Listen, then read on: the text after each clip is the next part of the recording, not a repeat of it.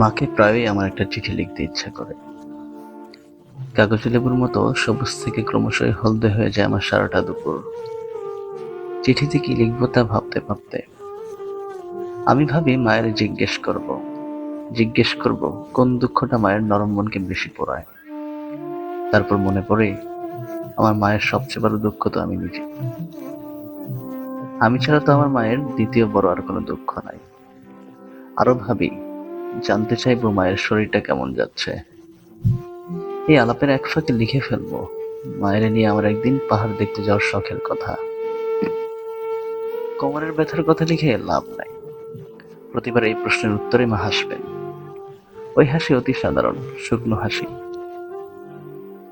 এমন ভাবে মা হাসেন যেন প্রত্যেক মায়ের ওই কোমরের ব্যথা থাকাটা খোদার এক নিষ্ঠুরতম বিধান। আমি তো জানি কোমরের ব্যথা নিয়ে শুকনো পাতার বুক ভেঙে অজু বানাইতে পুকুর পাড়ের দিকে যাইতে যাইতে মায়ের জীবনও আগলায় যাইতেছে ধীরে ধীরে মাগরিবের দিকে। আমার আরো জানতে ইচ্ছা করে মায়ের কোন কোন সেজদা লম্বা হয়ে যায় নামাজে। ওই লম্বা সেজদার মাঝে মায়ের খোদার দরবারে কি চায়?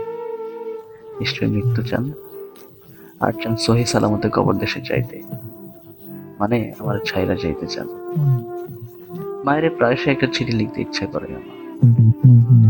ছোটবেলায় মায়ে আমারে দেয়া মিথ্যা সান্ত্বনার মতো আমারও মায়ের সান্ত্বনা দিয়ে চিঠিতে লিখতে ইচ্ছে করে, মা, মা, তুমি খোদার কাছে মৃত্যু চাইও না, আর ছাইরা যাইতে চাইও না আমার কোনোদিন। কিনতে পাওয়া গেলে আমার যেদিন অনেক টাকা হবে সেদিন আমি তোমারে একটা ব্যক্তিগত জীবন কিনে দিব।